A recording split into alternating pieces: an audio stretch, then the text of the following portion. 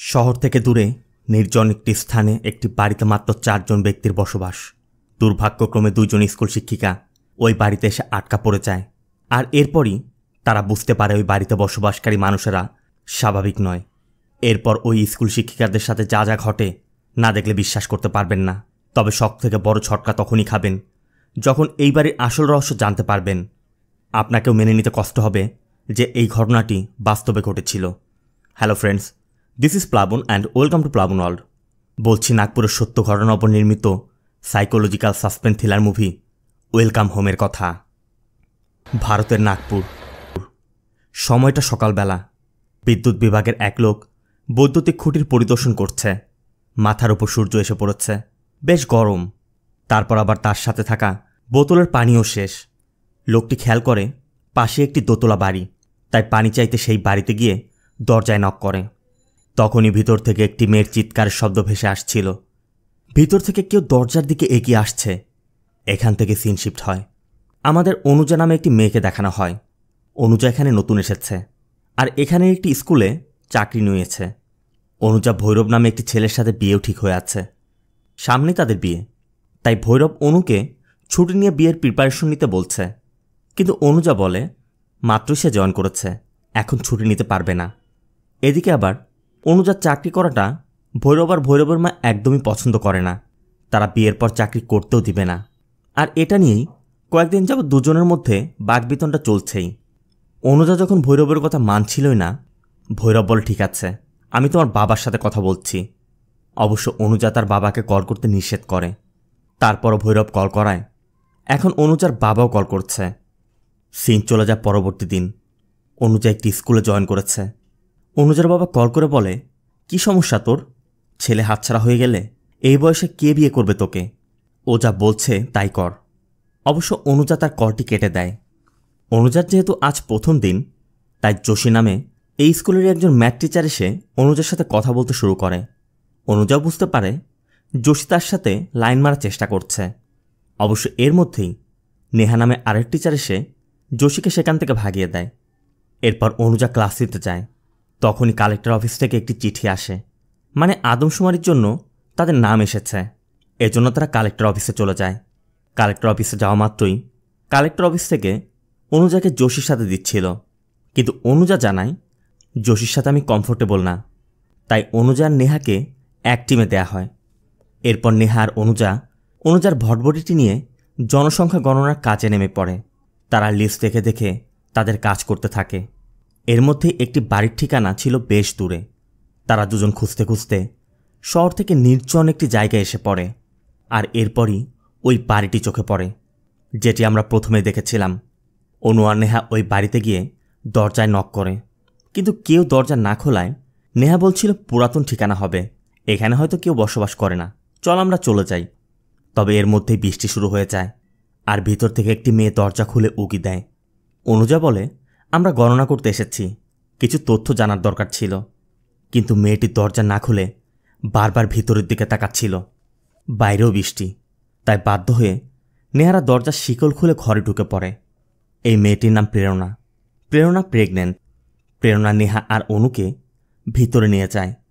তবে ভিতরে যাওয়ার পর থেকেই অনুরা আশেপাশে সব কিছু দেখে কেমন যেন অবাক হচ্ছিল। তারপরও তারা ভিতরে গিয়ে বসে। প্রেরণাও বসলে অনু খেয়াল করে প্রেরণার গলায় আঘাতের চিহ্ন। এরপর অনু জানতে চায় ঘরে কে কে আছে। প্রেরণা ভিতরের দিকে উকি দিয়ে বলে, আম্মা, আমি আর ও। অনুজা বলে, ওকে, তোমার স্বামী? আর কেউ কে আছে? প্রেরণা বলে, ভোলা। অনুরা জানতে চায় ভোলাকে কি করে? প্রেরণা বলে, খাবার বানায়। অনু প্রেরণার কাছে জানতে চায়, এটা কি তোমার প্রথম বাচ্চা? আসলে এখানে লিখতে হবে তো যে কতজন বাচ্চা। প্রেরণা আবারও ভিতরে তাকায়, তারপর মুচকে এসে বলে, বাচ্চা তো মরে যায়। অনুজা বলে, মানে? প্রেরণা বলে, বাইরে আসে, একটু কাঁদে, এরপর মরে যায়। প্রেরণার কথা শুনে অনু আর নেহা রীতিমতো অবাক। অনু আবার জানতে চায়, তুমি কোন হসপিটালে যাও? বাচ্চা কোথায় ডেলিভারি হয়? এর মধ্যেই এক হ্যান্ডিক্যাপ বৃদ্ধ মহিলা আসে, যার নাম লীলা। লীলা এসে জানতে চায়, তোমরা কারা? অনু বলে, আসলে সরকার প্রতি বছরই জনসংখ্যা গণনা করে, তাই আমরা গণনা করতে এসেছি। লীলা জানতে চায় হয়ে গেছে। অনুরাও একটু বুঝতে পেরে বেরিয়ে যায়। তবে লীলার আচরণে তাদের একটু খটকা লাগে। তার উপর প্রেরণার গলার দাগটাও সন্দেহজনক। এর মধ্যেই ভোলা বাজার নিয়ে ফিরে আসে। ভোলা অনুদেরকে দেখেই অদ্ভুতভাবে তাকাচ্ছিল। তাই অনুরাও আর এক মুহূর্ত দেরি না করে সেখান থেকে দ্রুত চলে যায়। তবে যাওয়ার সময় অনু কিছু দূর গিয়েই বাড়িটির একটি ফটো তুলে নেয়। এরপর অনুরা স্কুলে ফিরেই দেখে নেহার ভাই মানে নারু অপেক্ষা করছে। নারু একটি মাস্তান টাইপের, তাই নেহাকে সবসময় ঝাড়ির উপরে রাখে, খুব বেশি এদিক ওদিক যেতে দেয় না। এখান থেকে সিন চলে যায় প্রথম দৃশ্যে। মানে ওই বিদ্যুৎ বিভাগের লোকটি মূলত নেহাদের ফিরে আসার পর ওই বাড়িতে গিয়েছিল। লোকটির দরজায় নক করলে লীলা এসে দরজা খুলে দেয়। আর তখন একটি বাচ্চার কান্নার শব্দ ভেসে আসে, মানে প্রেরণার ডেলিভারি হয়েছে। এরপর আবার সিন চলে যায় এর কয়েকদিন পর। ভৈরব কল করে বলছে কয়েকদিন তো হলো, এবার এসে পড়ো। অনু কথা বলছিল আর ফোনের গ্যালারির ফটো দেখছিল। তখনই ওই বাড়িটির ফটোটি চোখে পড়ে। এই জন্য অনু পরবর্তী দিন স্কুলে গিয়েই নেহাকে বলে চল না প্রেরণাকে দেখে আসি। নেহা বলে ওর স্বামী ওকে মারল কি করলো তাতে তোর কি, আমি যেতে পারবো না। কিন্তু অনু নাছর বান্দা, অনেক অনুরোধ করে নেহাকে রাজি করিয়ে নেয়। এরপর তারা দুজন আবার ওই বাড়িতে যায়। ভোলা তাদেরকে দেখা মাত্রই উপর থেকে বলে আরে আপনারা আবার এসেছেন, আসুন ভিতরে আসুন। ভোলা নেহাদের ভিতরে নিয়ে যায়। অবশ্য ভোলার আচরণও কেমন যেন উদ্ভট মনে হচ্ছিল। অনু জানতে চায় প্রেরণাকে দেখছি না যে। ভোলা বলেও শরীর খারাপ। তারপর অনু একবার দেখা করতে চাইলে ভোলা উচ্চস্বরে বলে বললাম না শরীর খারাপ। লীলা তখন ভোলাকে ইশারা করলে ভোলা ভিতরে চলে যায়। এরপর নেহা লীলার কাছে জানতে চায় আপনারা কত বছর যাবৎ এই বাড়িতে থাকেন। লীলা নেহাকে ইশারায় অপেক্ষা করতে বলে। আর এরপরই ঘনশ্যাম নামে এক ব্যক্তি আসে। ঘনশ্যাম আসার পর লীলা বলে তোকে বলেছিলাম না গণনা করতে দুটি মেয়ে এসেছিল, এরাই এসেছিল। অনু জানতে চায় ঘরের লোক কতজন। লীলা 4টা আঙ্গুল দেখায়। অনু আবার জানতে চায় এখানে কতদিন যাবৎ থাকেন। লীলা বলে 20-25 বছর। আর ঘনশ্যামের কথা বলে যে 5 বছরের জন্য মনব্রত করেছে, 3 বছর হয়েছে, 2 বছর বাকি। অনু জানতে চায় বাচ্চা কেমন আছে। আর বলা মাত্রই সবাই স্তব্ধ হয়ে যায়। নেহা বলে এতদিনে তো ডেলিভারি হয়ে যাওয়ার কথা। বলা মাত্রই ঘনশ্যাম উঠে ভিতরে চলে যায়। আর লীলা বলে বেঁচে নেই, 2 সপ্তাহ আগেই মারা গেছে। শোনা মাত্রই নেহার অনু উঠে বেরিয়ে আসে। আর তখনই মুষলধারে বৃষ্টি শুরু হয়। লীলা বলছিল অনেক বৃষ্টি, কিছুক্ষণ অপেক্ষা করে যাও। ভোলা ছাতা নিয়ে দৌড়ে আসে। এদিকে অনুর ভটভটি স্টার্ট হচ্ছে না। নেহা বলছিল দেখ অনু, এত বৃষ্টিতে যেতে পারবো না। তাই তারা অপেক্ষা করার সিদ্ধান্ত নেয়। এর মধ্যে সন্ধ্যা নেমে আসে। তখনও বৃষ্টি পড়েই যাচ্ছে। এজন্য তারা রাতের খাবার খেতে বসে। এখানেও নেহার অনু লক্ষ্য করে সবাই যেন কেমন অদ্ভুত আচরণ করছে, অদ্ভুত নিয়ম মেনে খাবার খায়। বাড়িতে একটি গরু আছে। ওই গরুকে খাবার না দেওয়া পর্যন্ত কেউই খাবার স্পর্শ করে না। খাওয়া শেষে লীলা বলছিল অনেক বৃষ্টি, যেতে পারবে না, রুম খালি আছে, থেকে যাও। এজন্য ভোলা অনু আর নেহাকে একটি রুমে নিয়ে যায়। নেহা আর অনুও পড়েছে এক মহাবিপদে, যেতেও পারছে না, থাকতেও মন চাইছে না। অনু বলছিল আমার কেমন যেন মনে হচ্ছে, চল চলে যাই। কিন্তু নেহার কথা, এই রাতে না আছে বাইরে আলো, আর জঙ্গলে না জানি কি কি জন্তু জানোয়ার আছে, কিভাবে যাব? তারপর আবার দাদা বারবার কল করছে, কি বলবো বুঝতে পারছি না। আমি এক কাজ করি, দাদাকে বলি তোর ওখানে আছি। এর মধ্যে ভোলা দরজায় নক করে। ভোলা মূলত পানি দিতে এসেছিল। ভোলাকে দেখে নেহা তার দাদাকে কল করে বলে যে আমি নেহার বাড়িতে আছি, আগামীকাল এসে পড়ব। এদিকে ঘনশ্যাম লীলার পা টিপে দিচ্ছিল। নেহাদের কথা শুনে ভোলা দৌড়ে এসে ঘনশ্যামকে বলে ভাইয়া, ওরা বাড়িতে মিথ্যা বলে এসেছে, ওরা এখানে আছে কেউ জানে না। অনেক দিন তো হয়ে গেল, যাই ভাইয়া। ঘনশ্যাম ইশারা নিষেধ করে। তারপরও ভোলা বলে যায় ভাইয়া, ওরা ছোট, কেউ কিছু জানতে পারবে না, আবার কত প্রশ্ন করে, যাই ভাইয়া। কিন্তু ঘনশ্যাম অনুমতি না দেয় ভোলা মন খারাপ করে চলে যায়। এরপর লীলা বলে ওকে মানা করিস না, এজন্যই তো থাকে, নিষেধ করলে চলে যাবে। এরপর লীলা ঘুমিয়ে পড়লে ঘনশ্যাম লাইট নিয়ে বাড়ির বাইরের একটি টিনের ঘরের দিকে যায়। এদিকে অনু এখনও ঘুমাতে পারেনি। অনু জানালায় তাকিয়েছিল।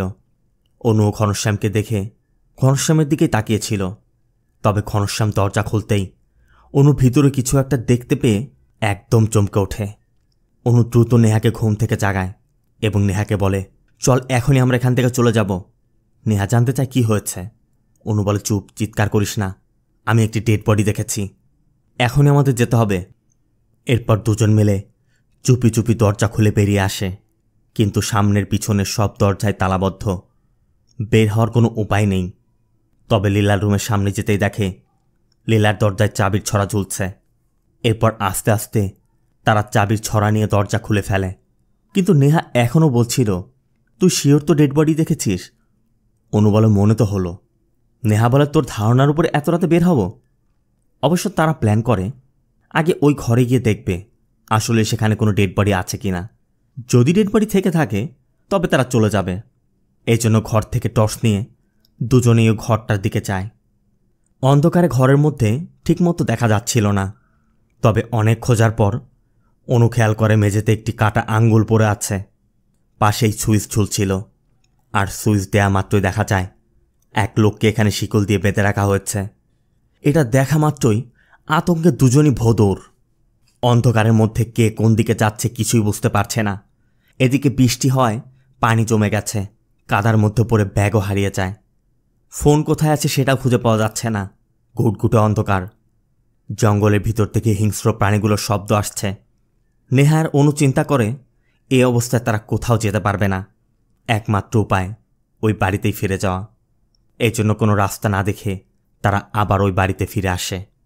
এরপর চুপি চুপি দরজায় তালা দিয়ে চাবিটি জায়গা মতো রেখে রুমে চলে আসে। সবাই যেহেতু ঘুমে, কেউ তাদের দেখেনি, তাই দুজন প্ল্যান করে সকাল হওয়া মাত্র এখান থেকে তারা চলে যাবে। রাতের বাকি অংশটা তারা আতঙ্কের মধ্যেই কাটিয়ে দেয়। এরপর সকাল হওয়া মাত্রই দুজন বেরিয়ে যাচ্ছিল। ভোলা বারবার বলছিল, একটু অপেক্ষা করুন, কিছু খেয়ে যান। এদিকে নেহাদের যেতে দেখে লীলা বলছিল, ওদের আটকাবি না? ঘনশ্যাম ইশারা করে না। তখনই লীলা বলে ওঠে, ওরা রাতে বাইরে গিয়েছিল। আর এটা শোনা মাত্রই ঘনশ্যাম বেরিয়ে আসে। ঘনশ্যামকে দেখা মাত্রই অনু দ্রুত বাইক চালাচ্ছিল। একদিকে ঘনশ্যাম, আরেকদিকে ভোলা, দুজন দুদিকে ছুটছে। এক পর্যায়ে অনুর বাইক কাদায় আটকে গেলে ঘনশ্যাম অনুকে ধরে ফেলে, আর ভোলা নেহার মাথায় পাথর ছুঁড়ে মেরে নেহাকে বেহুশ করে ফেলে। দুজনকে ধরে আবার নিয়ে আসে। এর ঠিক কিছু সময় পর ঘুটঘুটে অন্ধকারের মধ্যে নেহা আর অনু একে অন্যকে খুঁজছিল। তারা বুঝতেই পারছে না তারা কোথায়। তবে একটু পরই তারা বুঝতে পারে তারা কোনো এক বদ্ধ ঘরের মধ্যে আছে। আশেপাশে পুরাতন আসবাবপত্র।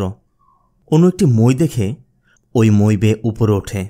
এরপর দরজার ফাঁকা দিয়ে উকি দিয়ে দেখতে পায় তারা ওই ঘরের মধ্যে আছে, মানে ঘরের নিচে। সাথে সাথে নিচে এসে নেহাকে জানায়, আমরা এখনও ঘরের মধ্যে আছি। তবে এটা শোনা মাত্রই নেহা ওই মই বেয়ে উপরে উঠে বারবার দরজা পিটিয়ে বলছিল, আমাদের যেতে দাও, আমাদের ছেড়ে দাও। এদিকে ভোলা, ঘনশ্যাম সবাই তখন উপরে অপেক্ষা করছিল। ভোলা ঘনশ্যামকে বারবার বলছিল, দাদা, এখন তো ওদের ধরে ফেলেছি, এখন চাই। তবে লীলা বলে, আগে ওদের নরম হতে দে, এখন চা, পানি গরম কর। লীলার কথা মতো ভোলা গরম পানি এনে দরজার ফাঁকা দিয়ে নেহার গায়ে মেরে নেহাকে ফেলে দেয়। নেহাও যন্ত্রণায় চিৎকার করতে করতে বলছিল, ওরা আমাদের মেরে ফেলবে, আর কেউ কিছু জানতেই পারবে না।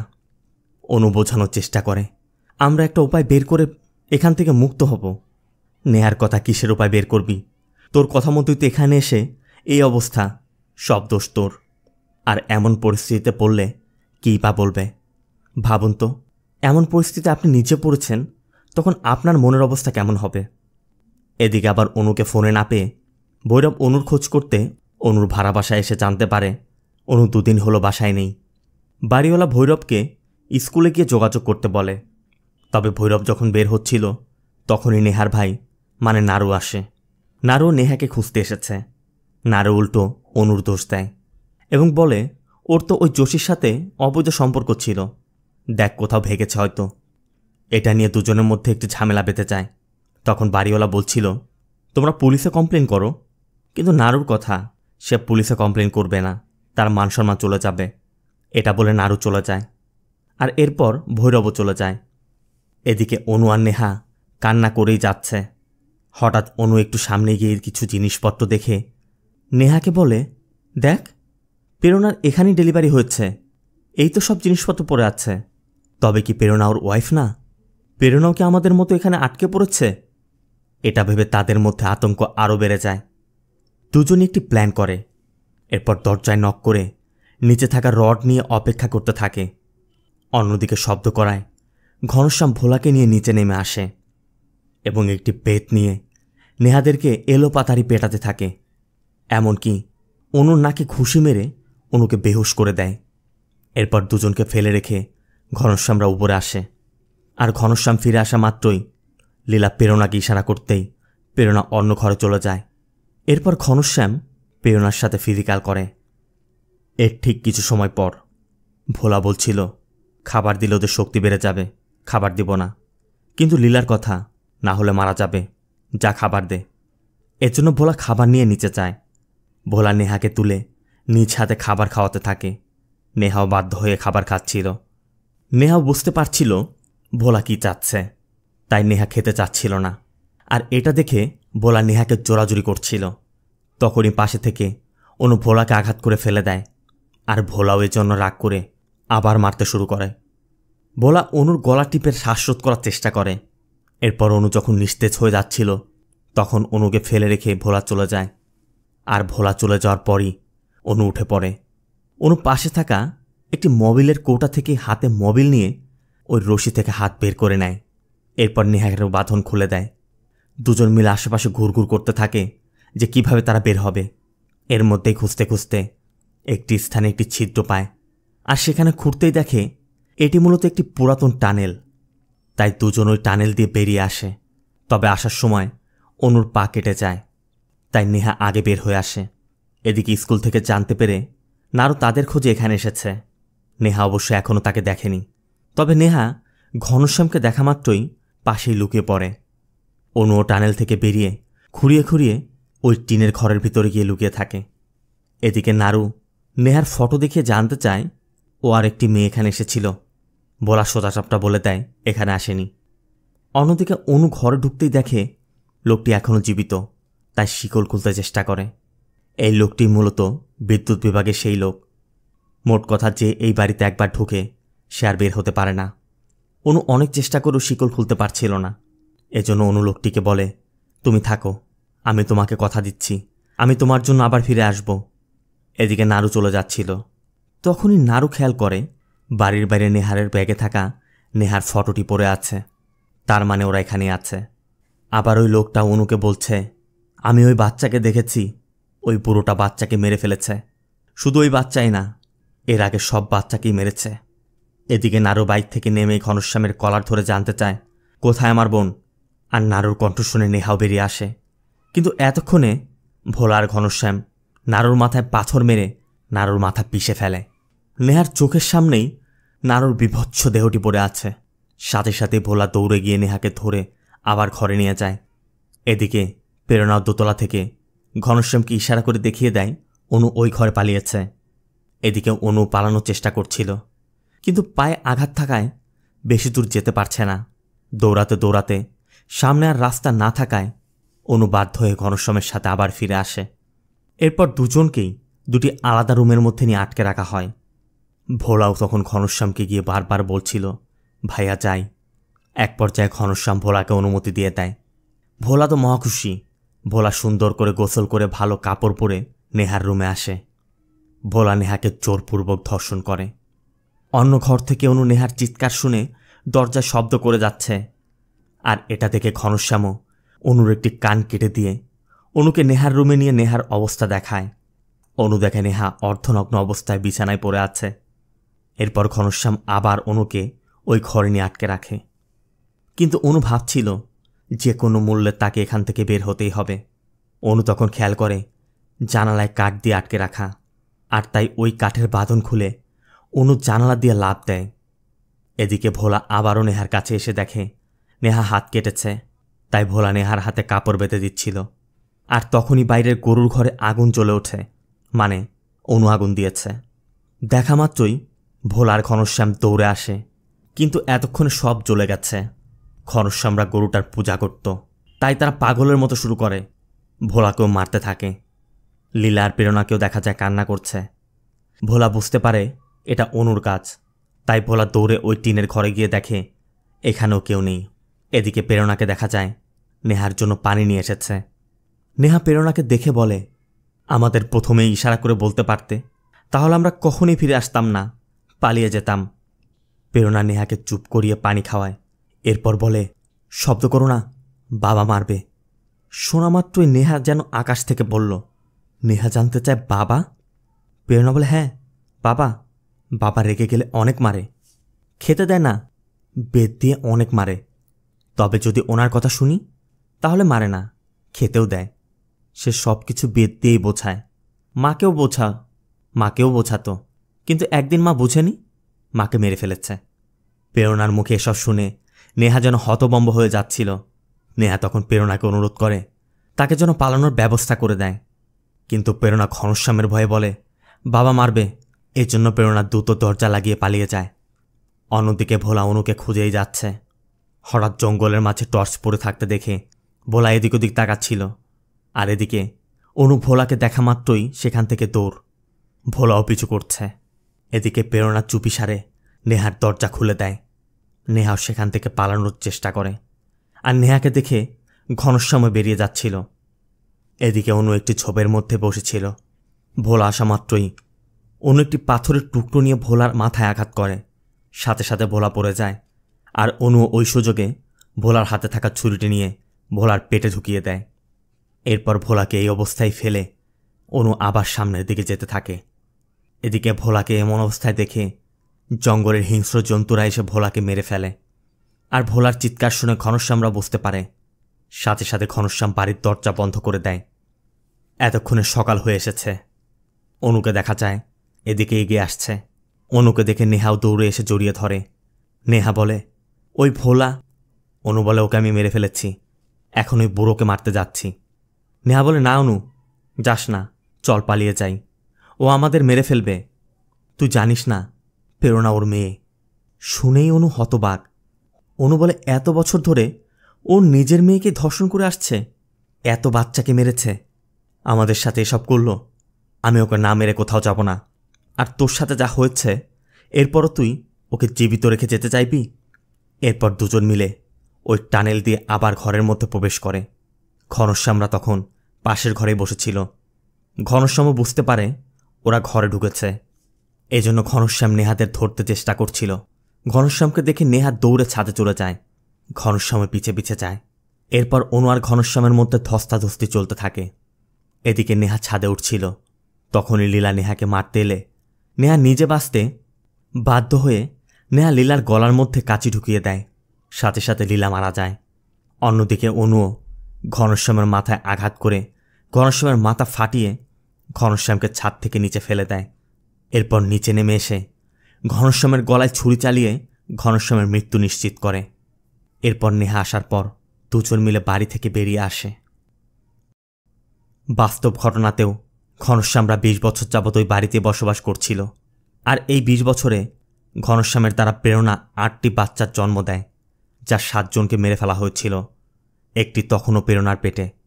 ঘনশ্যাম আর ভোলা মিলে মোট 13 জনকে ওই বাড়িতে খুন করেছিল, যার মধ্যে ভোলা 9 জনকে রেপ করেছিল। আর প্রেরণার মা সাবিত্রী ছিল তাদের প্রথম ভিকটিম।